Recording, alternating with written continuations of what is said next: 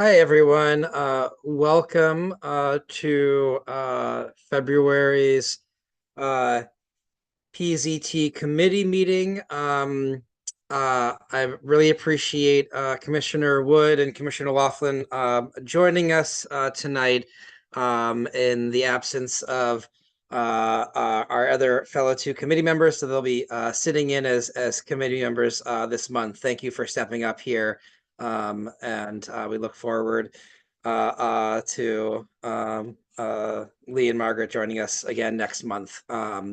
We have, it's great to see so many attendees on as well. We have one item already on the agenda, that is the bus priority project presentation. And I see that we have Kevin on here. And then we also, I want to make a motion for those who don't have it. I'm going to put a link to the agenda in the chat here. So let me just go into the chat, open that up, and I'll share with everyone the agenda. And we did not get to include it in last week's note to the community, but we did invite our friends at the DC Preservation League to come and present about an application for historic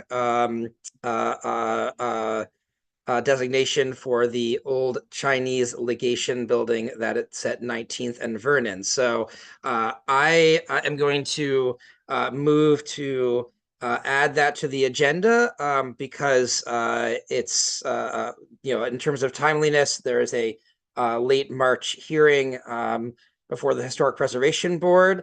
And in order to get our support on the record by then, we will need to move it to the March full ANC meeting. So I'm going to move to add that to the agenda as a late addition. Seconded. Great. All those in favor? Aye. Aye. Okay. All those opposed? Any abstentions? Okay. And thank you. And I should we do introductions before we head into our two agenda items? I will admit this is my first time running a committee meeting. I'm stepping in for Commissioner Dixon, our chair, who is not available tonight. But since we've got a couple of new faces on this committee tonight, I'm Commissioner Michelson Horowitz. I represent 1CO1. That's the southern end of the ANC, bounded by California, not California, Wyoming at the north, Florida at the south, and then 18th and Columbia/Connecticut on the west. Let's just go counting up from 01 to 03. Yeah, Peter Wood. I guess this is my first time fully participating in a PZT meeting. That's funny. Yeah, so I'm 1C03. Actually, I probably have at some point, but regardless, happy to be here. 1C03 is right in the middle of the neighborhood. It's 18th, 19th, Biltmore, Wyoming. And as the chair of the full commission, I should apologize because we've been figuring out who should be running our website, and I've basically assumed it, which is fine, but I made a mistake of not getting the agenda link posted. It was shared otherwise, and we discussed it or announced it at a meeting last month, excuse me.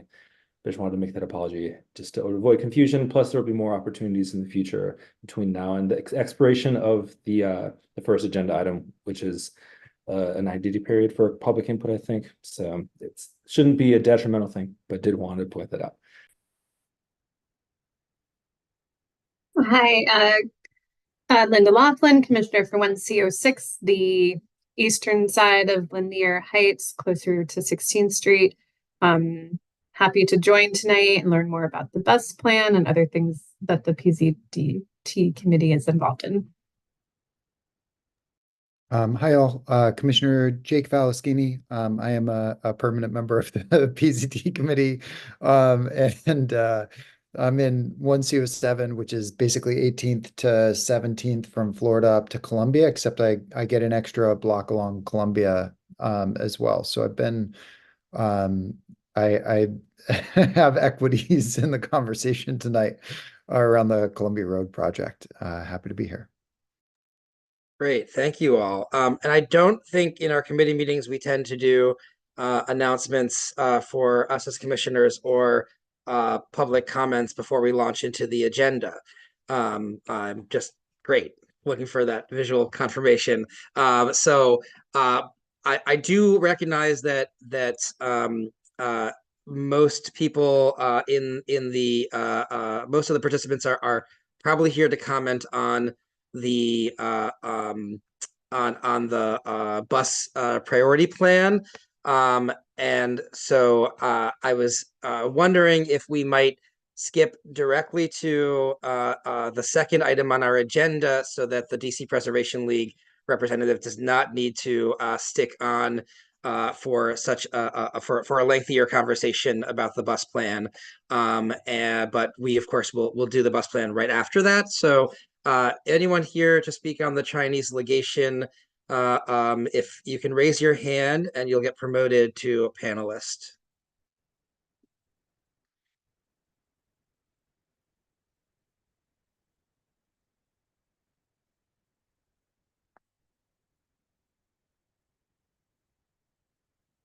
Can you guys hear me? Yes. Okay. Welcome. Take got it away, quiet. please. Share Yeah, and what you're looking for and more about this very interesting property. I read a lot of the application. There are lots of great pictures in there. Really excellent work. I just want to thank you for that, and I'll give you some time to share about your application. yeah, thank you so much, and thank you for moving me up in the agenda. That was very generous of you guys tonight. My name is Zachary Bird. I'm the Community Outreach and Grants Manager at the DC Preservation League. And as mentioned, I'm here tonight to talk about the landmark nomination for the Old Chinese Legation. So just a quick overview, the Old Chinese Legation building, which is now a condominium building, is located on the northeast corner at 19th and Vernon Streets. It's in the Washington Heights Historic District, and technically it's within square 2555 at lot 45. You see that close up on the left of the lot lines, and then on the right, I've circled where the building is within the boundaries of Washington Heights. So just a quick overview of the process. Back in early December, we sent a letter to the Chinese Embassy Condo Board, and they got in touch with us very quickly. And then right after the new year, we had a meeting with the Condo Board, and we were pleased to get their co-sponsorship in late January. And at that point, we submitted the landmark nomination with their co-sponsorship. And now, as was mentioned earlier tonight, it's going to be heard at the March 28th, 2024 HPRB hearing. So just some quick background on the building. It was designed by Waddy B. Wood. He's a pretty well-known architect in the DC area. He designed the East Capitol and Georgetown car barns, the Woodrow Wilson House over in Sheridan, Colorama, the Old Masonic Temple downtown, and the large Department of the Interior building near the Ellipse. And that's just some of his work that he did here in the district. The building was completed in 1902 in this Elizabethan Jacobean revival style, which you've probably seen elsewhere in the city. The French ambassador's residence over on Colorama Road is in this style. It's very symmetrical with its limestone ornamentation. There's that terracotta around the doorway with the pediment above it. There's these really interesting limestone clad sunrooms on the west elevation and the east elevation. And you see those two-story bays with the steep gables above them. And then there's a little dormer in the roof with some half timbering. So it's not quite Tudor revival, but it's more so this Elizabethan Jacobean revival style.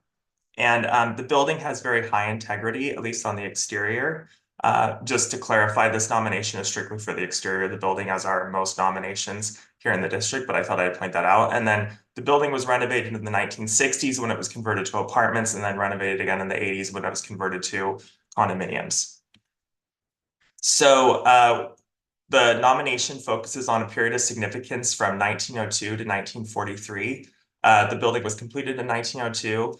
The Chinese government, at the time, the Qing dynasty, they moved in 1903.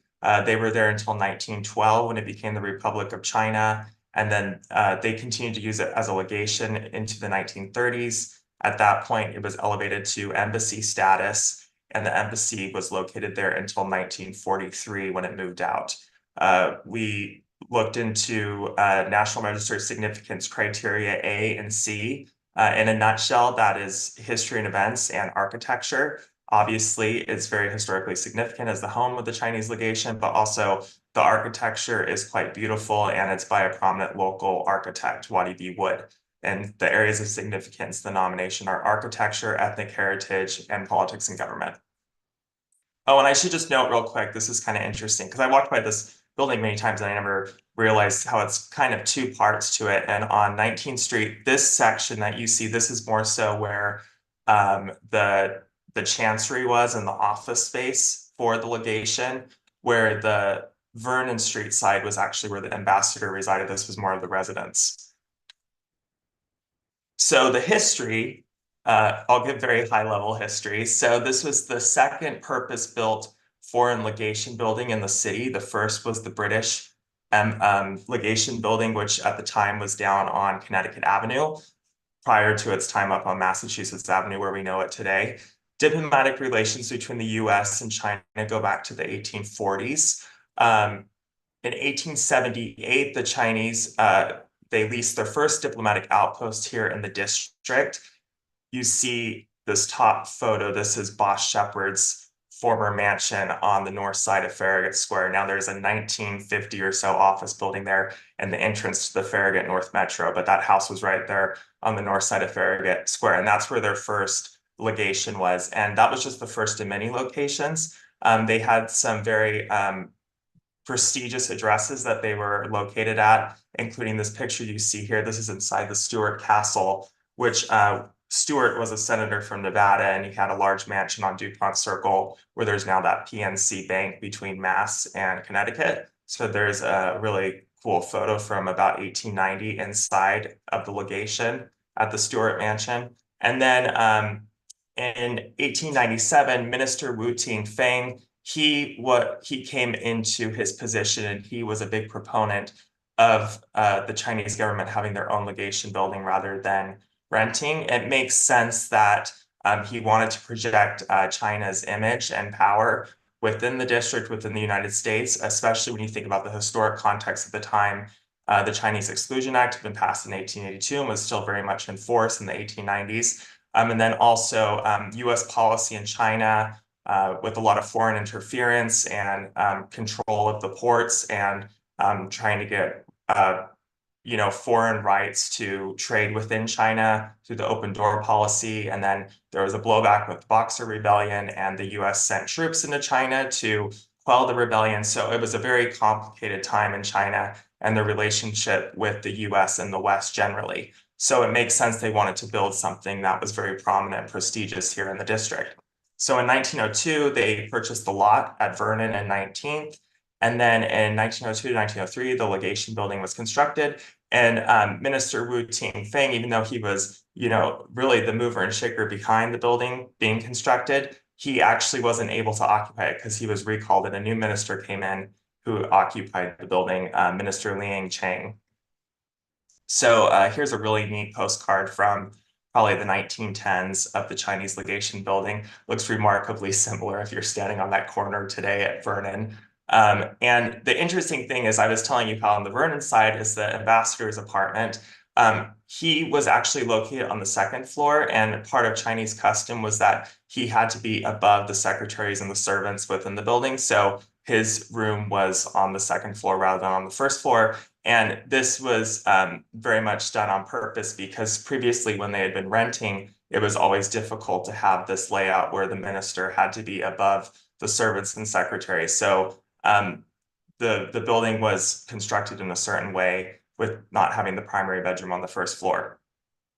And then, as I mentioned, the chancery, which includes the office space, that was located off 19th through a separate entrance. So as we move into the 1920s and 30s, there was a prominent minister who then became the ambassador in 1935 when the legation was elevated to ambassador status, Ambassador C. Here is a picture of his daughter. and you can tell that she's sitting on the front stoop of the building at Vernon Street. A really cool photo. And then in 1937, the ambassador's residence actually moved to Twin Oaks, which many of you are probably familiar with Twin Oaks. That's an estate up on Woodley Road in Cleveland Park. It was owned by Gardner Green Hubbard, who was the founder of National Geographic, and Taiwan still technically owns the property. And then in 1943, the Chancery moved to the Fonsstock House, which is, I don't actually know if I'm saying that correctly, but that's over on Massachusetts Avenue. I think it's now the Embassy of Haiti. So, and that's where the period of significance ends, because that's when the embassy officially moved. And then Republic of China, Taiwan, owned it until the early 1960s. Before they moved out, at that time it was vandalized. It was almost torn down for a parking lot. Luckily, it was saved from demolition and converted to apartments, and then became a condominium building in 1987. I just want to mention too that this is part of a larger Asian American historic context study, which DCPL has been working on with the Historic Preservation Office here in the district and the 1882 Foundation through a grant from the National Park Service focused on underrepresented communities. This Asian American historic context study is focused on Chinese and Korean communities here in the district. And on March 28th, when the Old Chinese Legation nomination is heard, the HPRB will also be hearing the nomination for the Old Korean Legation, which is on the north side of Logan Circle, as well as an amendment and additional documentation for the On Leong Chinese Merchants Association building down on H Street, which is currently in the DC inventory, but this new nomination will be adding additional context information that is necessary to give more of a complete picture. So with that said, that concludes my remarks, but I'm more than happy to answer questions.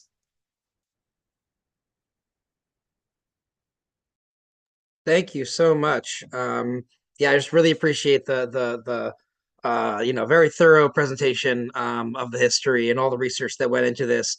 I was curious, just one question for me about your outreach to the residents of the building, their reactions. Obviously, they co-sponsored this.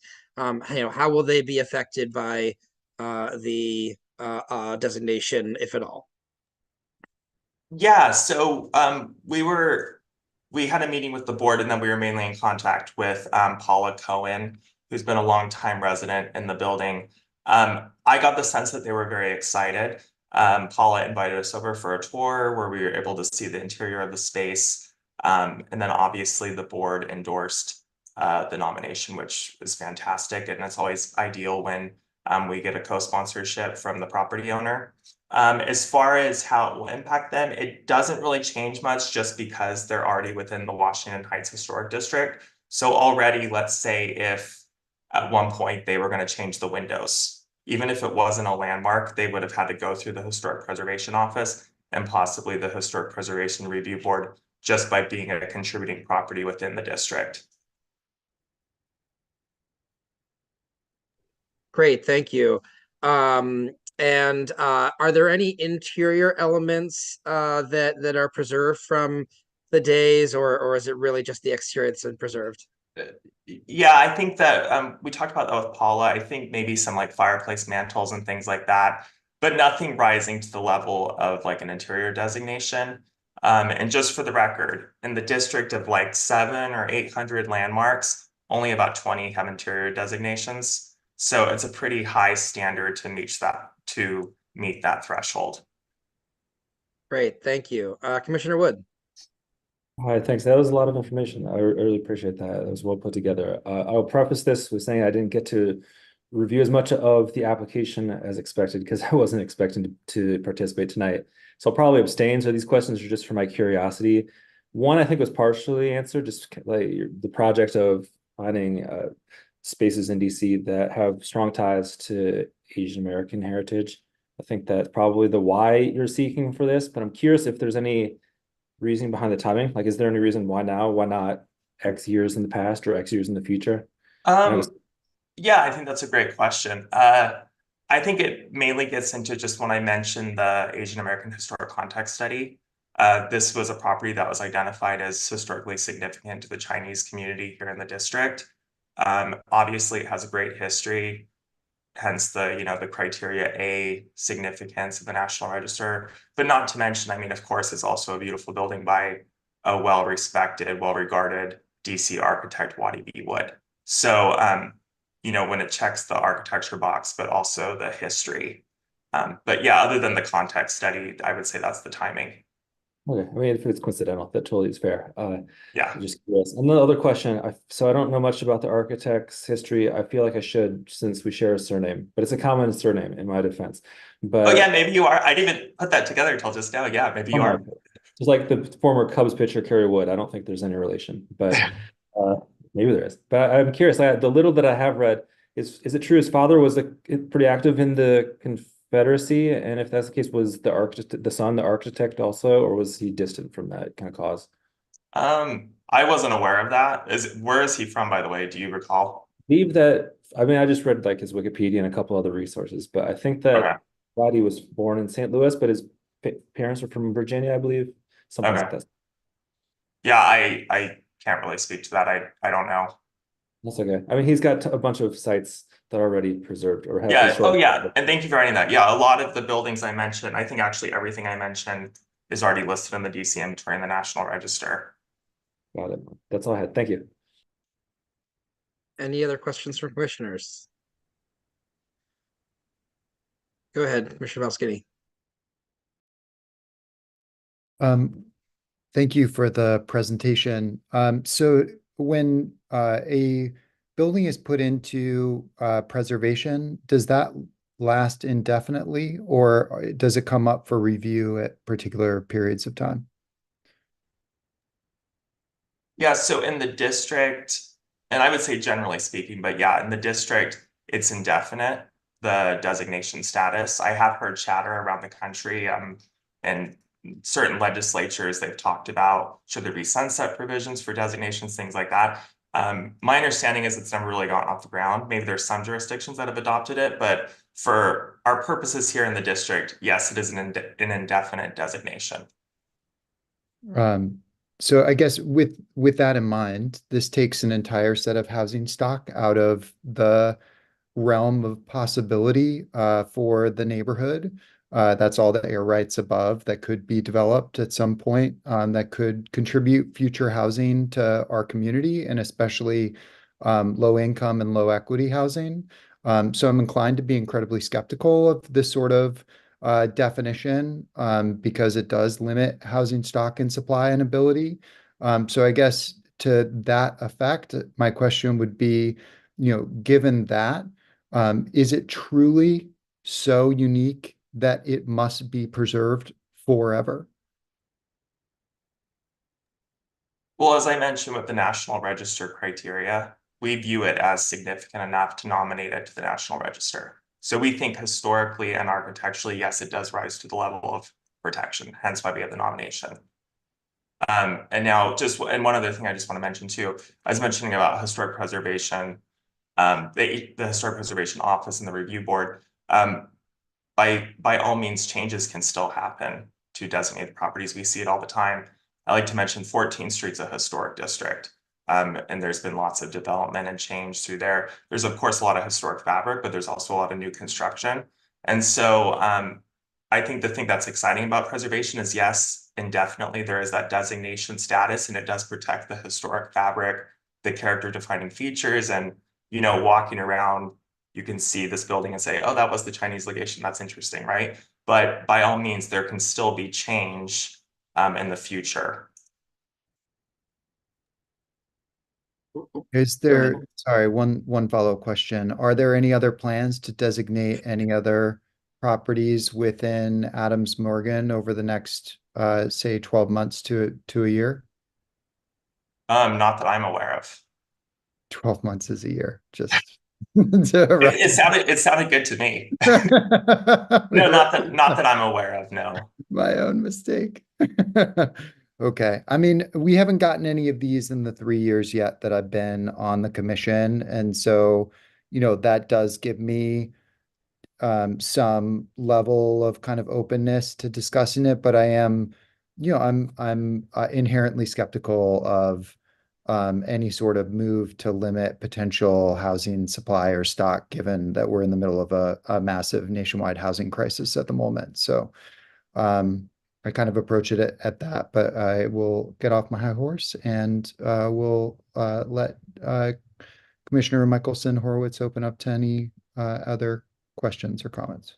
I just one last question I thought of is there any plan to put any kind of historical marker on the building or a sign nearby so that folks walking past know about the building?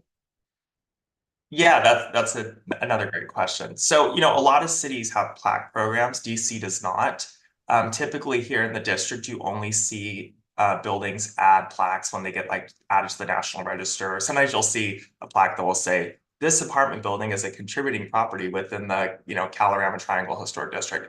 But generally those are brought about by the residents of the building got together. They wanted to purchase a plaque. National Park Service does not provide it. They give you advice on vendors to select from, but it's usually community driven, kind of like the historic district signs too, that's something I was surprised by too, that those actually have to be grassroots put together, them funding for the signage in the neighborhood. So the signage on the buildings is similar. Great, thank you. Okay, I'm going to open up to public comments. There are some comments in the chat, but I'm going to invite anyone who wants to ask their questions directly to raise their hand and get promoted, and then I'll make sure that the questions in the chat get asked if they're not asked directly. Commissioner, do you want me to just answer these questions? There's 3 questions from Peter Crawford, I think. Sure, you can go ahead and answer them. Yeah. Go ahead. I'll just go sequentially. So, Peter's asking, did we understand correctly that the residents and the condo board are well informed and unanimously in favor? What, if any, issues are raised by the opposition? So I haven't heard of any opposition. As far as the condo board goes, we did receive their endorsement. I'm not familiar with their internal processes. I don't know how it was shared with the building. But from my standpoint, they supported it. I'll skip the Waddy Wood comment. Is our understanding correct that the designation would not affect or restrict interior renovation or changes? Yeah, the interior is not included. Typically, interiors are not nominated to be designated. And then isn't there already a plaque? Yes, there is a plaque. I believe it actually has incorrect information on it, if I recall. I can't remember what exactly the incorrect information is. I think it might say that it was an embassy from the start when it didn't become an embassy till the 1930s. And also the plaque doesn't say it's in the National Register because it's not in the National Register. So that's something a new plaque could say. Thank you. Any attendees have comments or questions?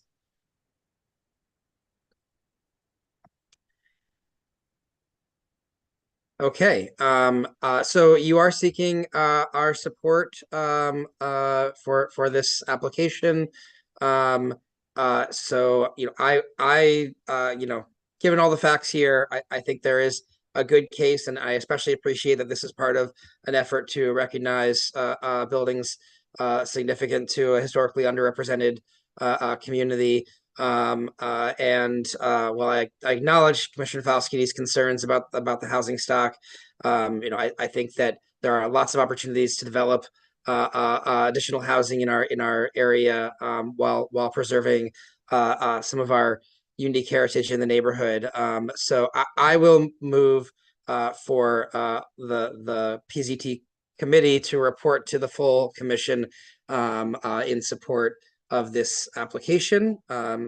Do I have a second?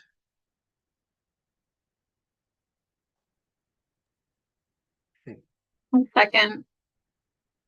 Okay, thank you. All those in favor? Aye.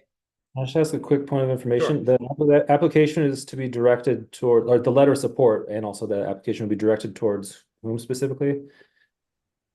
That could be to you or to. So it would be the Historic Preservation Review Board. So DC Municipal is not a federal thing, right? No. So real quick. So the board will designate it ideally, the board will designate it and add it to the DC inventory. And then at that point, the Historic Preservation Office will forward it to the National Park Service to be added to the National Register, which is a bureaucratic process. Perfect. Yeah, so it's the board. And I can also send examples of previous ANC resolutions if you all want to look at those. Great, thank you. Yeah, so all those in favor of writing a letter or reporting to the full commission in support of a letter to the HPRB in support of this application, all those in favor say aye. Aye, Hi. despite my And- hesitancy. Fair enough. I appreciate that. All those opposed? Any abstentions? Understand. Okay, the motion is reported by a vote of 3-0 with one abstention. Thank you very much for your time tonight, Zach, and best of luck with the application.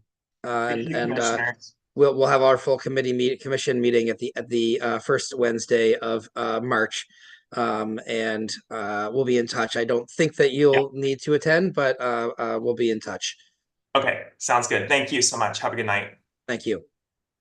And thank you everyone for your patience. I know many of you are here to discuss the bus priority plan. So anyone who is on an attendee to discuss the bus priority plan, please raise your hand and we'll get you promoted to present about that.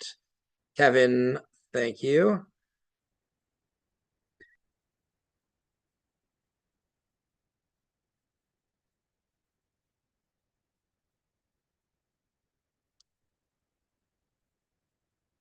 Hi, Kevin.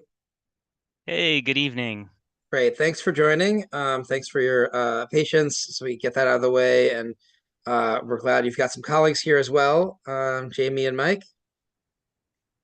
Yeah, exactly. Wonderful. Hi, Mike. Hello. Hi. Great. Well, I appreciate all the work that's gone into this plan, and I'm really interested to learn more about the new NOI and about the comment period that you're in. So please take it away and feel free to present. Yeah, I'll share my screen and as a segue from that great lesson from the Historical Preservation League, I was going to give a plug for our own historical photo library at DDOT and just shared a link in the chat to some historical photos of Columbia Road. They're actually from 1988, but they're in black and white, so they look really old. Yeah, so thanks for having me here tonight. Thanks to my colleagues, Mike Goodnow from the Active Transportation Branch at DDOT, who's one of our specialists on bike infrastructure in the district, and Jamie Carrington, my supervisor on the bus priority team. So the purpose of tonight's meeting is primarily to just keep everybody updated on what's going on with the project, and then also to hear some feedback from residents.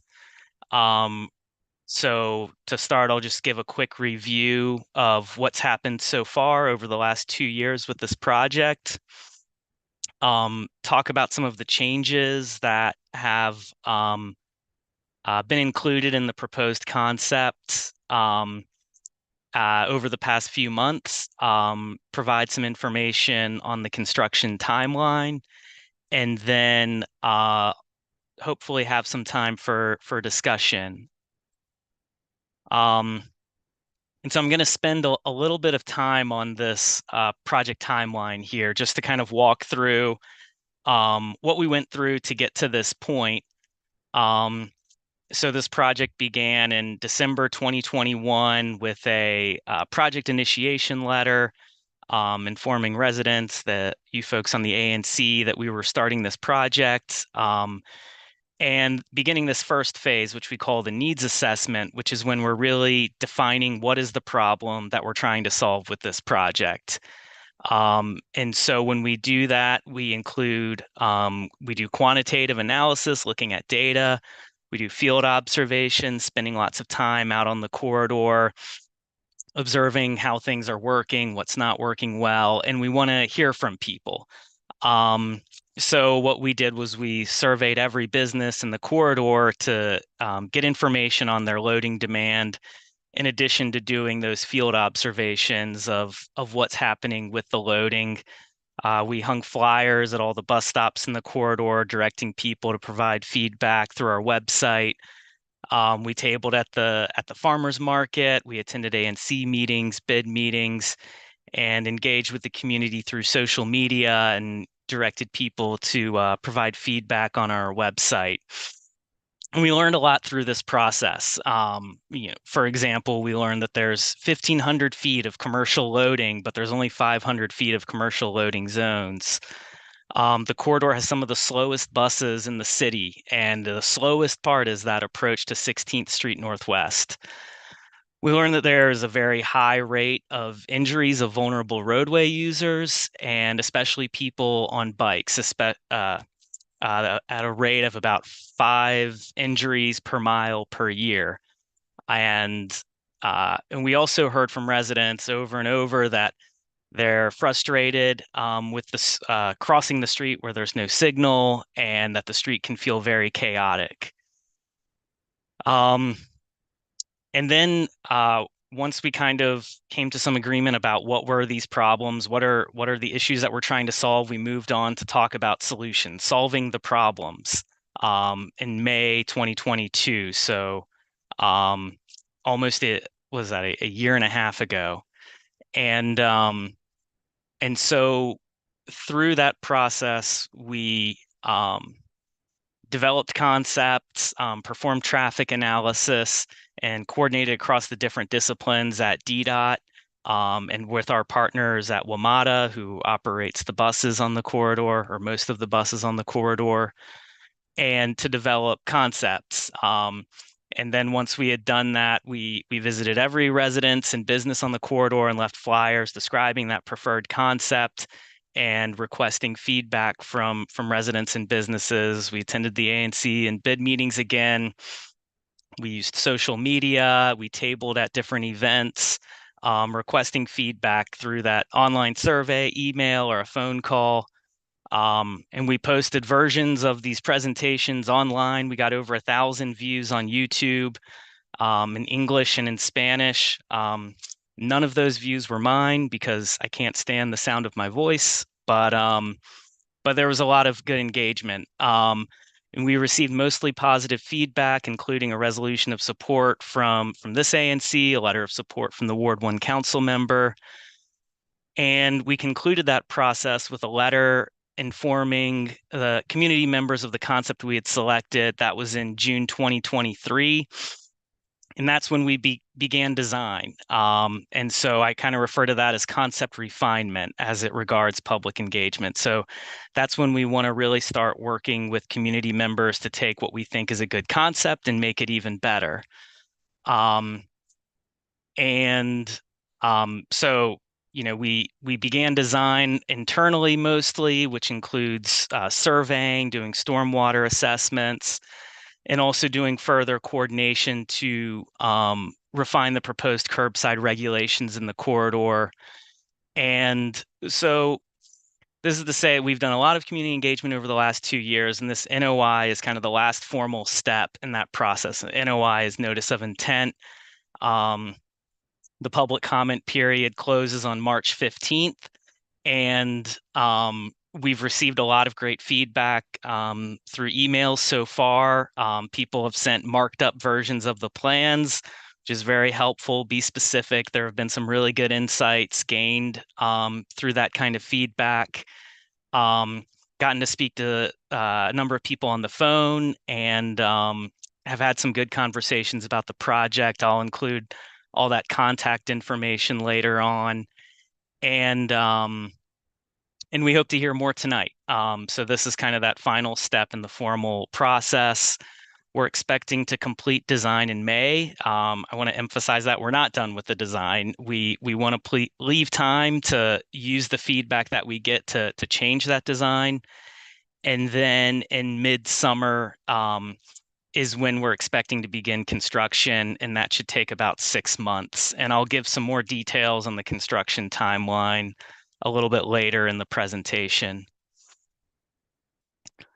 And want to reiterate our project goals is improving safety for vulnerable roadway users, and that's primarily people walking and biking. And the reason we use that term is because people that are walking and biking don't make up the majority of the crashes on Columbia Road, but every single one of those crashes resulted in an injury. And so when they are involved, they're much more likely to be injured, and they make up the majority of the people injured in crashes on Columbia Road. And we want to reduce travel time for people traveling on bus through the corridor. I mentioned this is one of the slowest corridors in the district, and better accommodate commercial loading and access. One of the themes and the changes to the curbside regulation is that, particularly in the commercial areas, we want to shift the use of the curbside away from storing vehicles and more towards providing access to destinations with that curbside. And so the initial concept that was proposed, over a year ago at this point, was a protected bike lane, or PBL, through the whole corridor, running continuously from 16th Street to Connecticut Avenue, with the exception of the approach to Connecticut Avenue. And you'll notice that's asterisked, that section from Kalorama to Connecticut Avenue. One of the changes I'll get to is that we're no longer proposing that bus lane there on the approach to Connecticut Avenue. The other aspect of the design is a bus lane in the center of the roadway approaching the left turn on the Little Harvard, which all buses make. And then trying to fit in parking and loading zones where possible. One of the things that we've heard very clearly from the community is that parking needs to be preserved to the greatest extent possible on this corridor. And one thing that we're working very hard to ensure is that when any location where parking is being removed, there's a good reason for it. None of it is due to carelessness or lack of attention to detail. There should be a good reason for every instance where that's happening.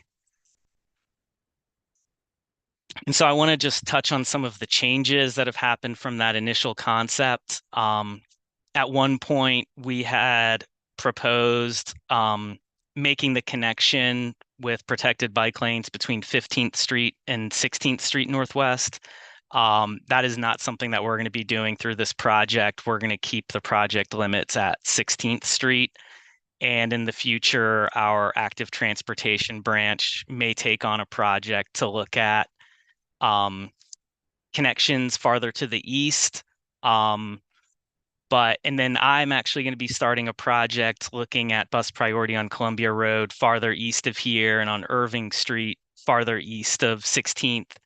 In the next few weeks, I'll be getting started on that. And so from a bus priority perspective, we'll be working on those areas farther to the east in the near future.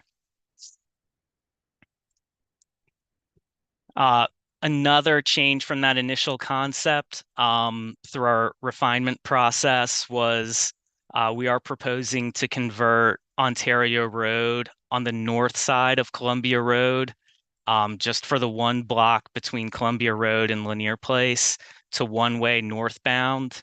The reason for this is that it's generally to simplify the pedestrian signals and the traffic signals at that intersection. I'm sure many of you have seen that there's low yield compliance. Lots of pedestrians get impatient and cross the street before the signal changes. There can be long waits to cross Columbia Road and long waits to cross Ontario. There'll be a pedestrian stop signal and it's unclear why, and people go anyway. So big part of the reason for this is to make this a more attractive place for pedestrians, and also to reduce delay for people walking, biking, and driving or on buses through this intersection. We're also proposing to close that 100 or so foot block of Champlain Street between Columbia Road and Euclid Street Northwest.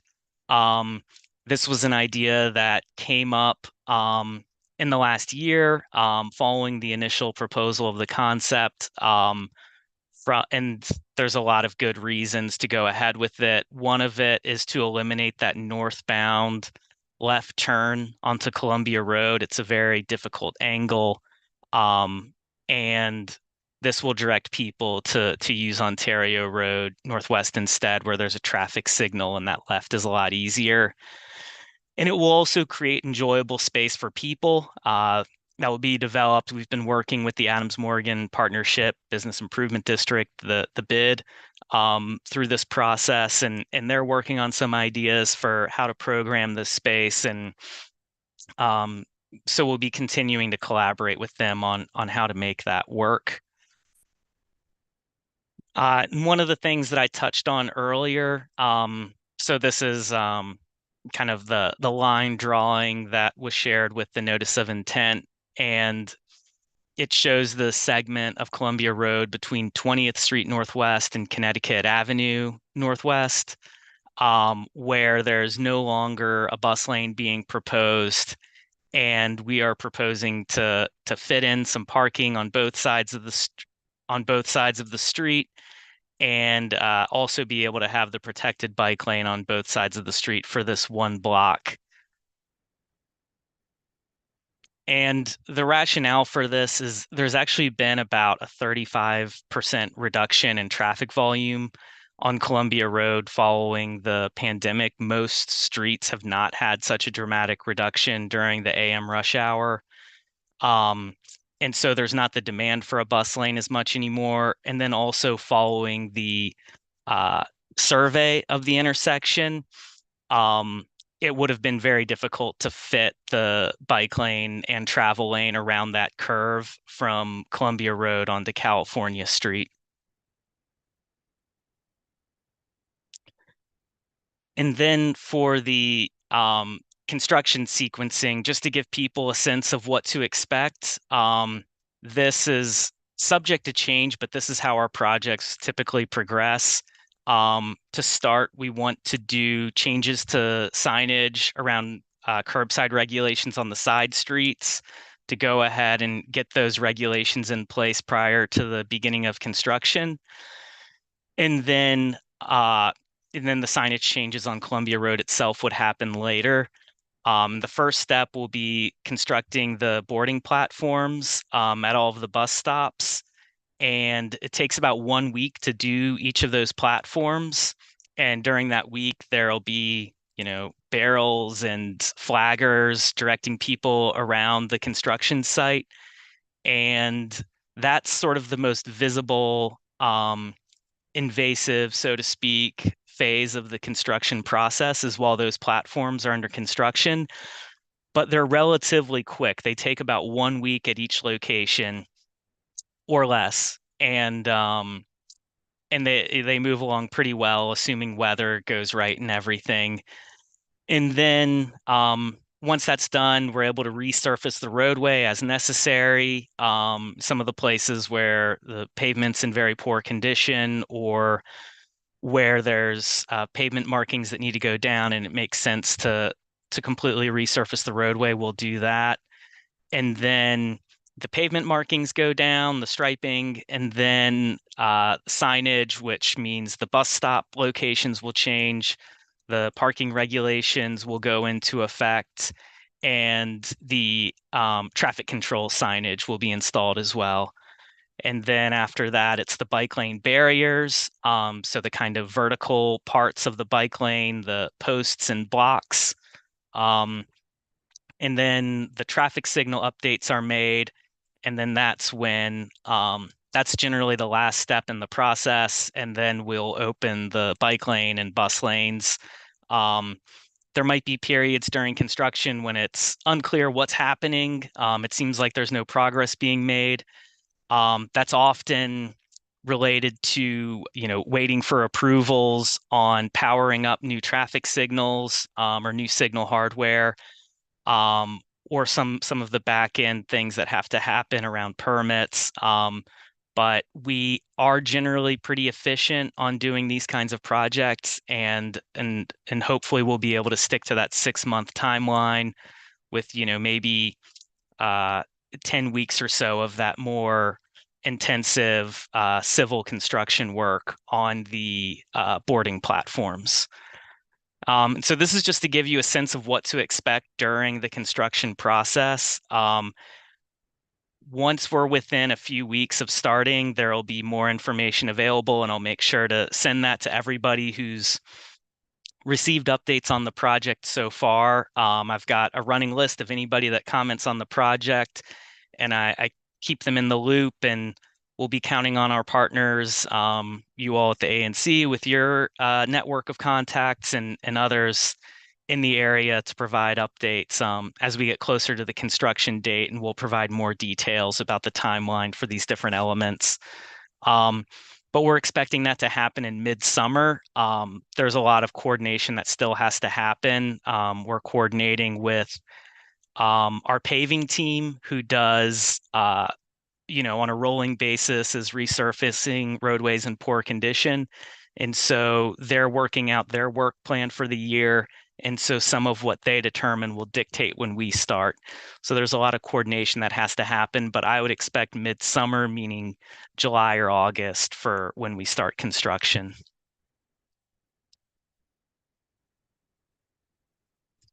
And that's all for me. I welcome any comments or questions. Here's my contact information.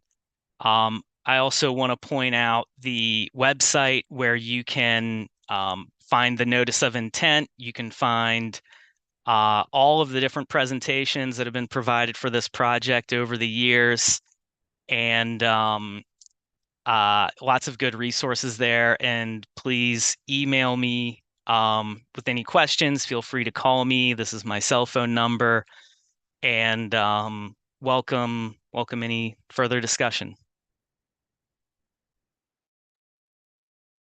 Thank you very much. I'm gonna defer to Commissioner Wood first to ask questions.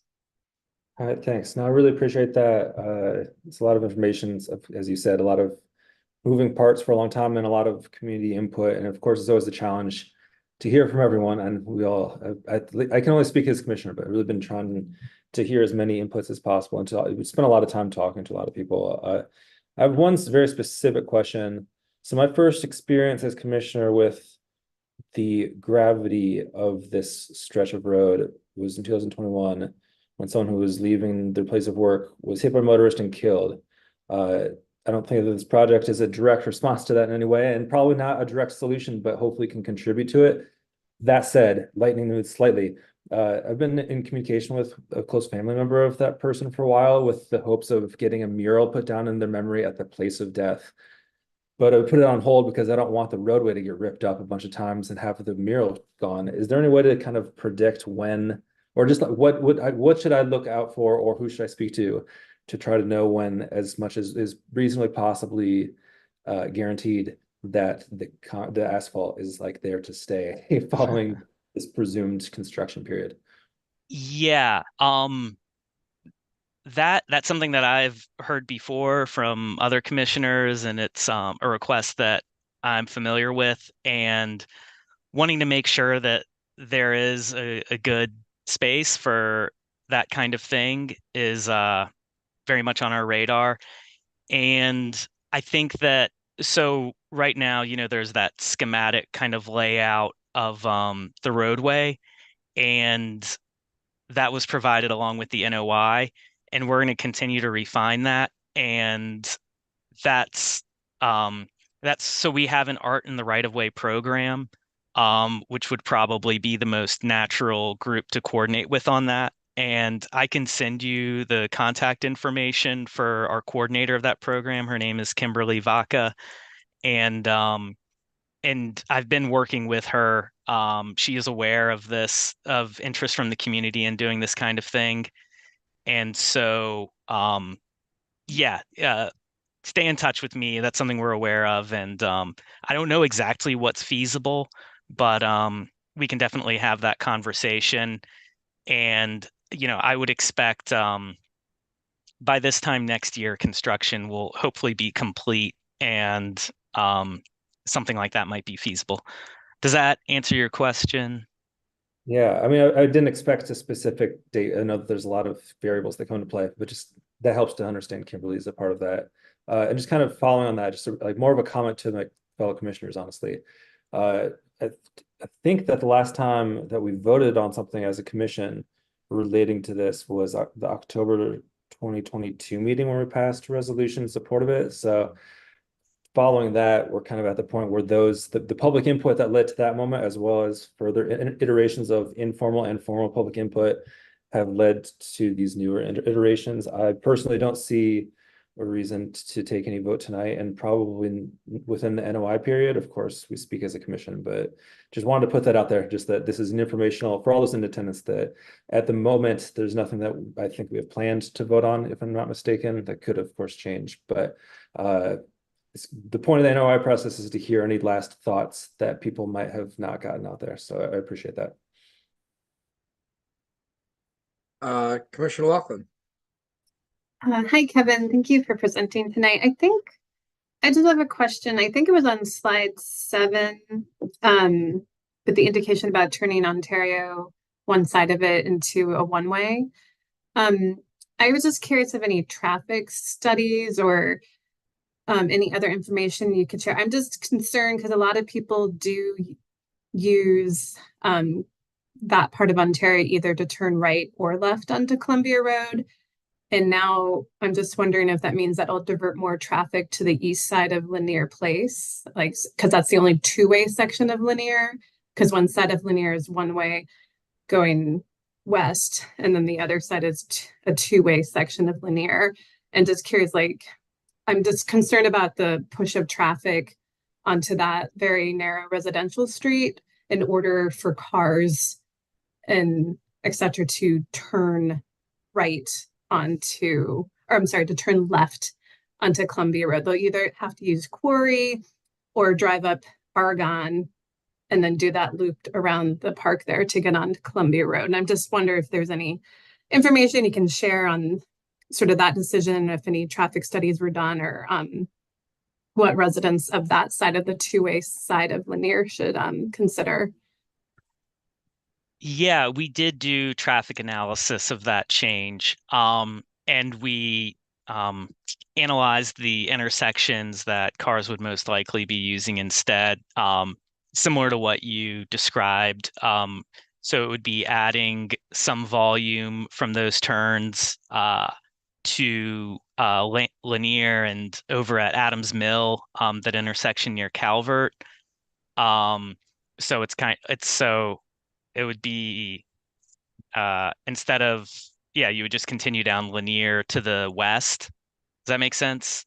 Yeah, so Lanier from on Lanier going west towards Calvert is a one-way street already. Yeah. Lanier going east is a two-way street. Yeah. So that's my concern, that is that a lot of drivers will come up from like Harvard. And I know this because our car is parked in a garage behind, so it's a way we use to get out. I just wondered how much, if you have numbers and I can email you separately, just like the thought about how much additional traffic will be diverted onto the two-way section of Lanier in order for some drivers to be able to get to Columbia Road, because they can't get to Columbia Road if that is turned into a one-way going the other direction, because they can't get to Columbia to turn right or left from that intersection now. Yeah, and the traffic analysis generally assumed that cars coming out of Ontario to, heading south on Ontario to Columbia Road and making a right would instead be using Lanier, and cars that are coming down Ontario and making a left would instead be going over to Harvard or Quarry, like you said. Okay. And I don't have the change in travel time delay is very low. Okay. And those intersections could handle the increased volume, but I don't have the numbers off the top of my head, but I can pull them and share them with you. Yeah, I'll reach out to you, but yeah, thank you. Yeah. Commissioner Valsky. Thank you very much.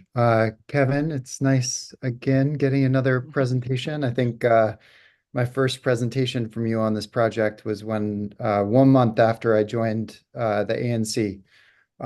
So it's nice being this far along in the process. I appreciate all the back and forth, how much you've listened to the neighborhood, how much time you've spent collecting feedback, and all of the problems that you're attempting to fix here. This is a very, very complicated corridor with a lot of competing needs and desires and commerce and flow of traffic through the neighborhood and safety and our own neighborhood use.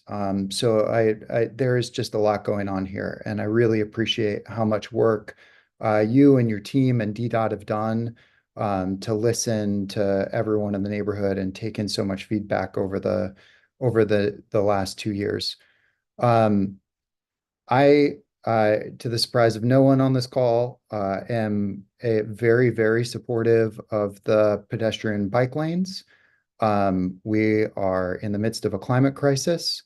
The future of our planet really depends upon us changing our behavior. On top of that, more than 70% of our neighbors don't own vehicles and use other modes of transportation to get as their primary modes of transportation to get to and from work, to and from businesses, to and from seeing friends and family. And also in the interest of equity, many of those folks who don't own vehicles are some of our more low-income neighbors of color. And so it's especially important that we make sure that we are creating fast and viable forms of multimodal transportation for everyone in our neighborhood and not just our most privileged. And so I very much appreciate the focus that has been put on creating a safer infrastructure for pedestrian use, a speedier infrastructure for buses, and a safer infrastructure for those using bikes as their primary mode of transportation. I also really appreciate that in the end, you heard from many of the neighbors further west along Columbia, south along Columbia, and took a look at some of their questions about whether or not there needed to be a bus-only lane going along that section, and instead converted it into what we have now, which I think meets the needs of the neighbors more, added back in some more parking spots, created a fully separate protected bike lane through the entire corridor. All of that really seems to meet the needs of that area a little bit better and to handle some of the concerns that we heard from folks. So all this is to say, I'm highly supportive of what's come out of this process. I'm very excited for what it's going to do for our neighborhood, how it's going to serve our community. And I really appreciate kind of all the work that's gone into it. The one question that I have, so that was my long diatribe. Now I'm actually going to get into a small question, which is I understood that there was going to be 90 days for public input, but it seems like it's actually 45 if the NOI was issued on February 1st, and then kind of the end point for public feedback on the NOI is the middle of March. Did I miss something? And it's not actually 90 days, but it's actually 45 days? So we typically do 30 business days, which is what that March 15th date works out to. I'm not sure about the 90 days. There was a little bit of a change in some of the rules during the pandemic, but we're currently on the 30-minute notice is what's required. Got it.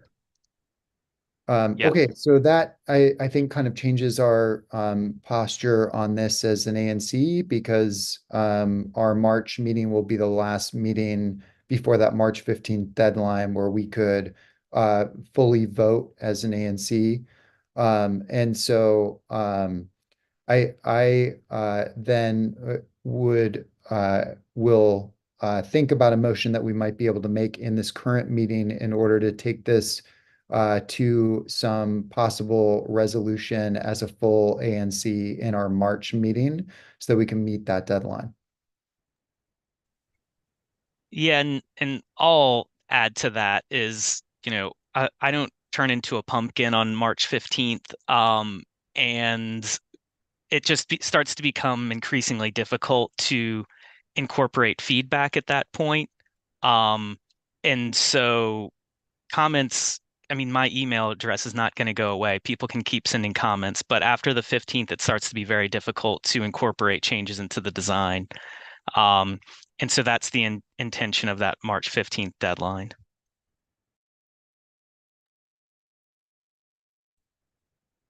I'll ask a few questions and then Commissioner Will, I'll come back to you. Um, I just want to understand a little more of the data that is relied upon in the decision-making process. When it comes to the safety of pedestrians and cyclists, what data are you looking at, and what do you expect to be the improvements in terms of number of injuries or accidents? Yeah, that's a good question. There are a few different things that we look at. Many of these interventions that we're making, protected bike lanes, pedestrian refuges, improved visibility at intersections by implementing parking setbacks and daylighting. Many of them come with crash modification factors, which are based on studies that were done by different research institutions, DOTs, and FHWA, the Federal Highway Administration, has reviewed them and approved that, yes, these reductions in crashes are attributable to the intervention that was made. And so that is kind of what we pull from when we make these interventions. And protected bike lanes, this intervention that we're doing where we're converting painted bike lanes to protected bike lanes, has a crash reduction factor of 50%. So the expectation is that there would be a great reduction in crashes. And then also it goes beyond data, where when you read the crash reports of what's happening in these crashes, where somebody on a bike is being hit from behind by a car.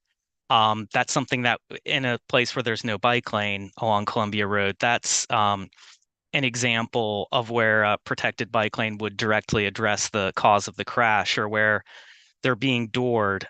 So where somebody opens up their door into the bike lane and there's somebody riding in the bike lane. That's the sort of crash that you read the report and then you can directly know that if they were in a protected bike lane, that crash would not have happened. And so that's what feeds into it. There's also research from New York that shows great reductions in crashes for all roadway users when you install protected bike lanes, and that goes for people driving, walking, and biking, of course. Recently, we did some analysis of a protected bike lane project on Minnesota Avenue Southeast that was installed in 2022, and we saw a 35% reduction in crashes. And that was on a project where we made similar interventions like pedestrian refuges, protected bike lanes, and parking setbacks to improve visibility. And we won't always see those improvements in year one. It's good to include multiple years. That was a particularly good example where in year one we saw improvements over the 5-year average, and every year on record, actually. And what do you expect in terms of bus times through the corridor based on the changes? So that's something that can be a little bit harder to calculate, and it varies. We do have numbers for when you rebalance the distance between bus stops and reduce the total number of bus stops, how much on average that changes travel time, but it will vary based on ridership. Here, what I can say is that I've watched buses take 5 minutes to progress from 17th Street to 16th Street. and that should be reduced to about 30 seconds. So for a lot of buses, they're going to be saved, you can call that 4.5 minutes, or you can call that, an 85% reduction in travel time for that block. And so these are that's the order of magnitude of what we would expect to see is significant savings. It varies from corridor to corridor. Back to Commissioner Wood. Just because we're talking about potentially voting things and timelines in our March meeting, I think it's worth adding that, as with any meeting, of course, any commissioner can make any motion at any time. So it's not like we have to set it on an agenda. Of course, it's helpful if we have reasonable expectation of an item being a voting item, to let the general population or the voting or residents know, constituents know. But that said, and we don't need to have something that has committee support to be on our March agenda. And I'd probably favor not trying to whip up something for the kind of arbitrary purpose of just having a vote on this committee tonight. I mean, we can work together. We're listening, and it increases our opportunity to continue to both listen and also process all the comments that we've heard. It's tough because, there's always timelines, and this is a recurring issue with pretty much everything that we do as a commission, which is we aren't paid and we don't really have legislative staff, or the ANC equivalent, to go through all of the research and to do a really thorough job of all these things, and also, have an income earning profession and a personal life. It's hard. I'll set that. I could go on for way too long on that point, but my point is that we can, I think, come up with something if there's an appetite for it among the commission to submit some sort of official comment, or to consider some sort of official comment at our March 6th meeting. We don't need to put it on the spot for tonight. I don't think that would be a great idea, just because, at least for myself, I'm still kind of processing a couple of these points. So it'd be helpful to let those sit for a few days. Commissioner Valskinny. Thanks. I just wanted to address, there was a question by Andrew in the chat, and I just wanted to address that. DDOT actually doesn't do parking enforcement. I know it was hard for me to kind of wrap my head around when I first moved to DC and learned this. That's actually done by the Department of Public Works, and I would say done extremely poorly. And the Department of Public Works is currently coming up for their agency review process in front of the city council. And if you would like to suggest that they put more resources and energy into actually enforcing the law around parking in Washington, DC, I would highly suggest that you go and speak at the city council when DPW comes up for agency review, because I am frustrated by it every single day.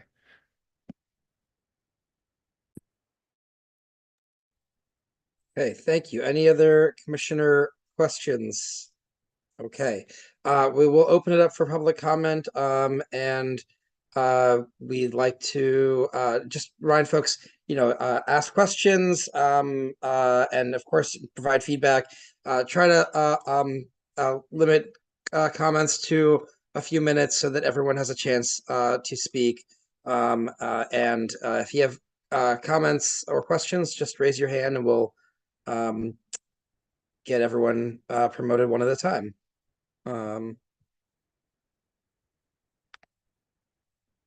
Okay, I see looking for hands raised in the William Geffen.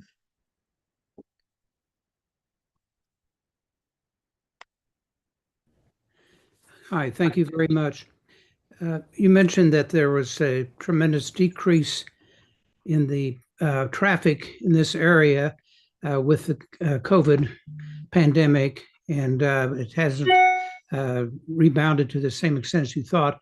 But during that time, the Hilton Hotel was closed part of the time, and it was probably slow to have meetings occur there. The Universal building closed down and emptied and closed their parking lot. And that's all going to be remodeled, redone, and people will be using that parking lot again and will be living in that building as condos or apartments. And have you all made some adjustments in your data, made some estimates as to the effect on the traffic in this area based upon those changes? Yeah, we have reviewing, updated traffic counts from 2023. Initially our planning was using pre-pandemic figures, so it was a very high estimate of traffic volumes. Then we also have counts from during the pandemic and in the current period. And so that is something that we're including in our analysis and being mindful of.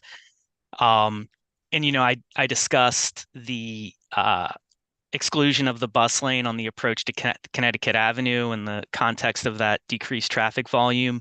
We do have some other ideas for looking at how to move buses more efficiently through that intersection, looking specifically at some of the traffic signal timing and the coordination of the signal on Columbia Road, on Connecticut Avenue, coordination of the signal on Columbia Road with the signal farther south on Connecticut Avenue and trying to get those better coordinated to support bus movements. And so we will be keeping an eye on that increase in traffic volume that potentially might come in the future and trying to make sure that we're identifying opportunities to keep buses moving.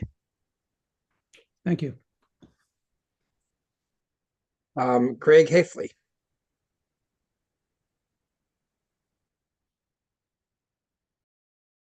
Hi, can you hear me? I've got several real quick questions. First of all, Mr. Hairston referred to the elimination of the bus lane from Wyoming to California Street. I just want to confirm that, in fact, that bus lane elimination also occurs in the 1900 block of Columbia, and that parking for residents is reserved on the west side of Columbia. That's my first question. Yep, that's correct. Thank you. Second, I wonder if the Capital Bike Share, a lot of this, frankly, is about bikes, and a lot of people have a lot of different views about that. What happens to the bike share stand at Wyoming and 20th if a dedicated bike lane is put through there? Is it pushed outside the bike lane? And if so, then people will be negotiating capital bike share removals into traffic.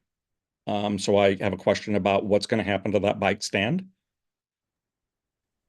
Yeah, so the Capital Bike Share Station, we have identified a few potential sites for it, but we haven't settled on one yet. That I can provide that information in the future as we refine our design further. But that's a good question, and it shouldn't impact any parking in the area. There's plenty of spaces where or plenty of locations where there's not currently parking and where we can place that bike share station. Well, if bike share is eliminated in that segment between Wyoming and 20th, and the dedicated bike lane is there, then there should be parking, residential parking, just like in the 1900 block and the 2000 block. I mean, that's one way that you can preserve some parking for residents in the neighborhood.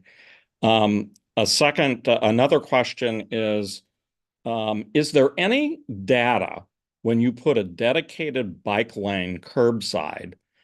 You say that there's a decrease in cyclist injuries.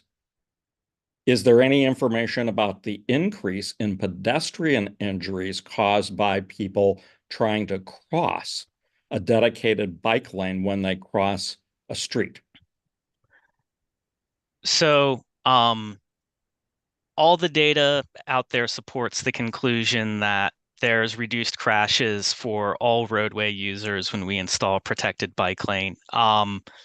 There's a handful of studies out there. I'll post this presentation on the website and you can review them at your own leisure if you're interested.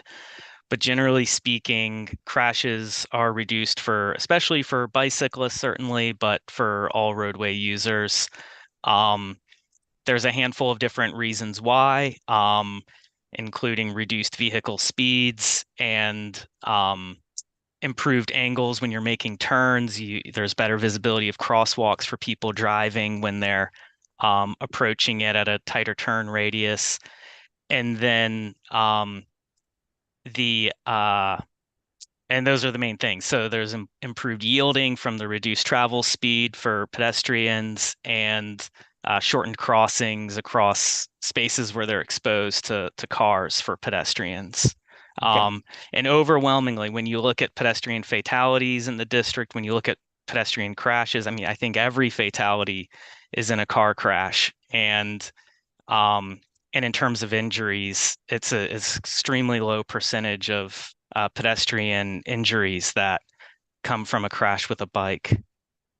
And then my last observation is, I mean, there's been a comment earlier about not taking a vote tonight, and I'd be, as a constituent, supportive of that. Commissioner Dixon is absent, and he has perhaps the highest density of residential folks or constituents directly bordering Columbia Road affected by this set of proposals. And I think it's important that he be present, visible, and on the record on any vote that's taken on this issue, because it has a substantial impact on constituents all the way from basically Biltmore all the way to Connecticut Avenue on Columbia Road, which is highly residential and very low commercial. And this has a huge impact on the residential segment of Columbia Road and this set of proposals. So I would encourage you to take a vote when people can be present representing the constituents, so they can be on the record where they fall on this issue. Thank you. Thank you very much. Peter Crawford. Good evening. Thank you, Mr. Harrison, for your presentation. To begin with, from the sketches that have been provided, they're very obscure. They're very hard to figure out what the structures are in the roadway on the west end of Columbia Road as it approaches Connecticut Avenue and California Street. It looks like there are concrete barriers being put in, or we can't figure out what all these things are. And there's absolutely no explanation in the plan and in the diagram or any pages thereafter about what this actually is. Would it be helpful if I walk through this graphic that's on the screen right now? It would be very helpful. Okay. So this is Columbia Road, and this is the intersection with 20th Street. So this is only showing about one block between 20th Street and California Street. Starts right around here. Connecticut Avenue. Yep. Yep, in Connecticut Avenue. And so right now there are currently 2 bus stops at this location right where Columbia Road forks. And in this graphic, it's showing boarding platforms that would be constructed. And then, so that's what these 2 structures are on the top and bottom of the screen. And then there's the driveway to enter the apartment building that's here on Wyoming. Yeah, I was thinking the Wyoming, and then starts a parking box for parking on Columbia Road in between the driveway for the Wyoming and then the next building. And then on the other side of the street, there's also a parking box between 20th Street and the bus stop for that stretch of residences on Columbia Road. This is the only location where there's parking on both sides of the street. It would be a relatively narrow parking box, and it would be a relatively narrow bike lane. But we wanted to try to fit that in because there is no alley access on the 2000 block between 20th Street and Connecticut Avenue. And I wanted to kind of respond to another remark and maybe something. Before you do that, I'd like you to clarify something here. So yeah. So I don't know if you can see my mouse and my cursor on the screen, but No. Here on the west side, and the west end of your diagram, on the left end of your diagram, on the southern lane, not the northern lane, that's the eastbound lane. There's a curve here, and it's coming up off of Connecticut Avenue, and the buses come flying up that curve, and the traffic comes flying up that curve. And they're going to come around that curve, and they're going to run into a concrete barrier. Already there's an island here on the left side, a bricked island in front of the statue of McClellan. And we've had people coming the other way who have not negotiated the turn there and have flown through that island and up into the lawn of the statue. And we've had people coming eastbound, flying up Connecticut Avenue, who have not negotiated that turn properly and have wound up in the front lawn of the Wyoming. So putting in concrete barriers here is a huge safety issue, in our opinion. Yeah, thank you for A that. huge safety issue. Our concerns are that this plan in these blocks between 19th Street and Connecticut Avenue, actually, we hated the bus priority zone. I think this is actually worse. Our concerns are these. We think it decreases the safety for pedestrians, seniors, pets, and traffic because of the protected bike lanes are going to push the traffic out, the parked cars out into the traffic lanes, and it's going to reduce the visibility for anyone trying to cross the street. They're going to first have to dodge a bicycle, assuming there are any, because the bicycle traffic on this block of Columbia Road is really, really low. We watch out our window and maybe one an hour, maybe two an hour, but there's no big bicycle transit route through here. Nonetheless, assuming there is a bike flying down the bike lane and the bikes have the right of way in the bike lane versus a pedestrian, that pedestrian crossing the bike lane is in danger. And then they go out and there's no room between the edge of that parked car and high-speed traffic coming by. So you stick your head out to see whether something's coming, you're going to lose it. This is really not a brilliant plan.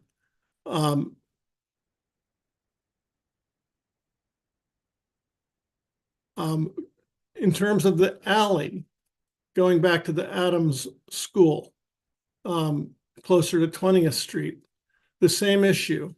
So the trucks that currently have to navigate that turn into the alley aren't going to be able to do it if the cars are parked out in the traffic lane. Already, it's nearly impossible. We have a multi-year construction project, as you well know, at the Adams Oyster School, and it's already becoming a traffic nightmare. So there's so much heavy truck traffic coming in and out of the alley, beginning at 7 o'clock in the morning and going until 7 o'clock at night.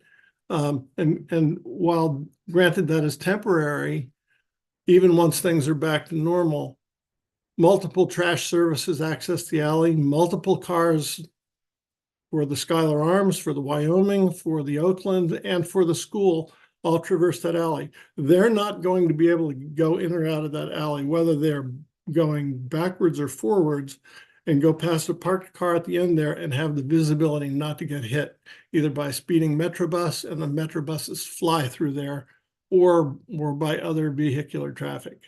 So that's another issue. So, we'll provide additional concerns in text, but we don't think this is a good plan. So we think having parked cars on both sides of the street out in the traffic lanes, which is already very, very narrow. You've already said you only had 80 feet to deal with, and it wasn't enough room to have cars, bike lanes, etc. Right now, actually, what's there works. We have painted bike lanes. There are no accidents. Bicyclists aren't getting run over. We do not need the protected bike lanes. The situation in this plan is going to make the situation worse, not better. Thank you for your comments. Commissioner Wood, you have a question? And just very quickly, just kind of piggybacking off this, a question of clarification for Kevin. Is it accurate to say that protected bike lanes, an advantage or a motivation or justification for their implementation is not necessarily to support or improve bike traffic, but to implement a kind of a road diet to make it so that the conditions in which drivers will speed quickly is kind of maintained or reduced? Is that something that comes into this discussion at all? Because we hear it a lot in other parts of town where people say, "Oh, no one's cycling in this area," but sometimes it seems, or what I've been told is that that might be a secondary concern to making it so that there are physical barriers, making it so people will drive a bit slower and make it safer for everyone. Is that an accurate statement or not? Yeah, that's correct. And that's what I meant by the reduced speed is reduced speeding. So people won't drive as fast when the roadway is visually narrowed. And that's another thing that's kind of supported by those crash modification factors is narrowing lanes will reduce the number of crashes and reduce the severity of the crashes by lowering people's speed. Got it. Thank you. Ezra, Hello, can you all hear me? yes. Okay. Well, I just wanted to start by saying I'm very excited about this project. I think this is much needed. I did have a couple of quick clarification questions that I'll start with. So the first one is, it seems in looking at the proposed changes that the vast majority of the parking spaces that would be removed are east of 18th Street and the more commercial areas, and that on between 18th and Connecticut, very few parking spaces are removed, and the ones that are mostly on the one block between Biltmore and Mintwood, which is also more of a commercial area. Is that right? I don't really have the block by block breakdown in front of me, but I think that's pretty accurate. There's some detailed maps showing the existing and proposed parking changes. Oh, and actually, this is an outdated map. This shows an elimination of parking. I'm going to delete that. So that was based on the old scenario. But yeah, most of the parking loss is, or where we aren't able to have parking on both sides of the or where there was parking on both sides of the street and where we won't any longer be able to. Yeah, it is mostly in that commercial area and east, farther east Yeah. of So there. if you go back to the slide that you were showing before, there's still on that block, there's still parking on both sides of the street, right? Yep, that's right. So to me, it seems like we're basically swapping the parking and the bike lane. The benefit, I mean, the downsides of which the previous person was explaining, but the benefit is, a huge amount of safety for cyclists, as well as the benefit that you were talking about in terms of slowing down cars. Given that, few parking spaces are actually eliminated, to me, that seems like a very obvious trade-off, in terms of worries about bikes or cars crossing at crosswalks, them not stopping. I don't see how that's really any different from the situation that it is today. And in terms of worries about cars speeding around curves, that's why we put these traffic calming measures in place, is in order to try to force them to slow down. So I did have a couple other comments, if I can just quickly pull them up. I do encourage you to go back to the idea of extending bike lanes all the way to 15th and to 14th. I'm not sure if it was officially written down in the letter of intent, but I know you said today that you're not looking at that now. I think those would be really helpful in order to connect and make the bike network stronger, because you do have bike lanes on both of those blocks. I also think you should take a look at implementing no turn on red for every direction of car at 18th and Columbia. I cross that, from every possible corner all the time, and the cars turning on red currently legally is always feels really dangerous to me. Lastly, I'll end there. I strongly support this project. I'm really excited about it. I hope you can move forward quickly. I hope you can make up for some of the lost time, because I know we're a little bit behind schedule in terms of when you release these plans. So thank you for all this hard work. Thanks to the commissioners as well.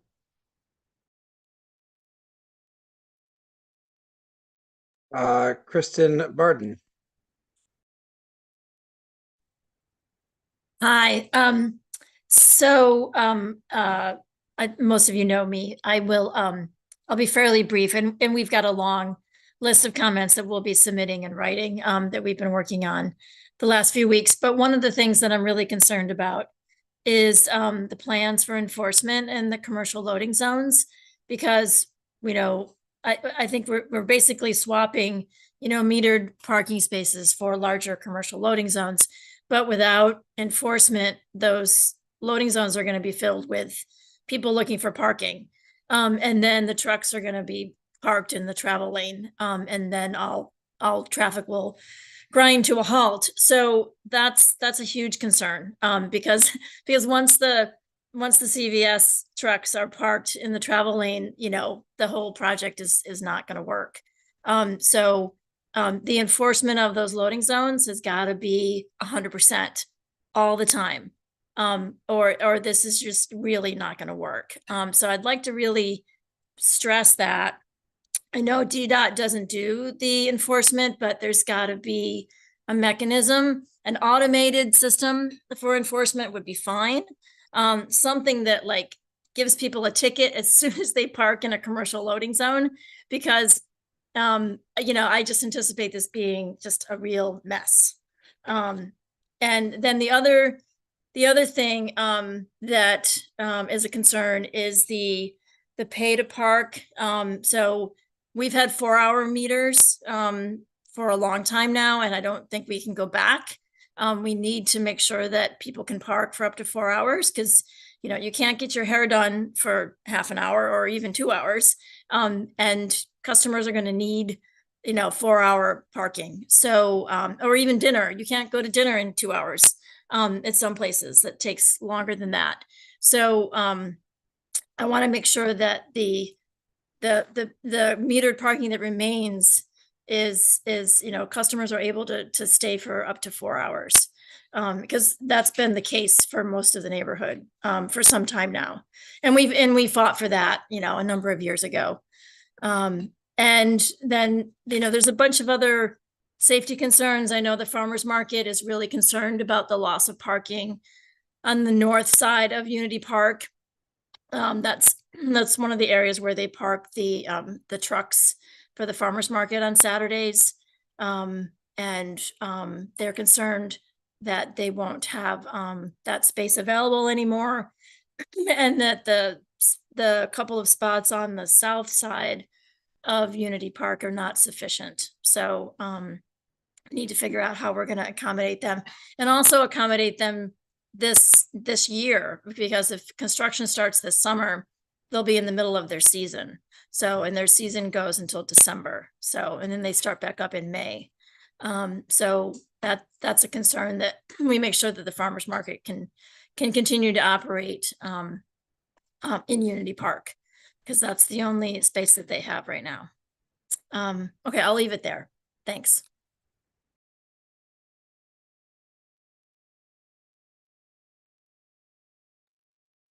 Do we have additional questions or comments from attendees?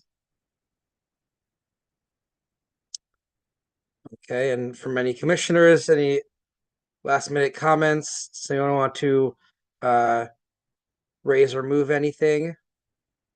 Well, I just want to thank everyone for being here and for your comments and for your voice. You can continue to reach out to us as commissioners. Thank you, Kevin, for putting your contact information there. We encourage folks to reach out during the public comment period. I know that folks from DDOT have taken note of the comments that are in the chat and the questions that have been raised. We appreciate you all taking the time on an evening outside of normal work hours to be here. So thank you very much, and we'll conclude the meeting now. Thank you, everyone.